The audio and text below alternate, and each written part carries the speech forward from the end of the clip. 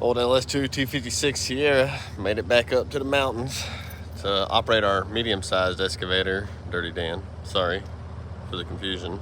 It's only 33,000 pounds. Before we get too carried away though, we gotta moisturize the machine. Never fails, you gotta change your tube on like the second zerk. Now that everything's nice and lubricated, we can get to work. This here is more or less flat ground for reference.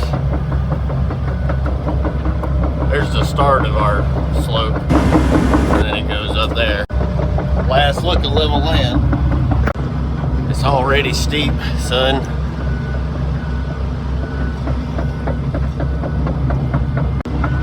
It ain't too bad though, you know. It's just pretty steep.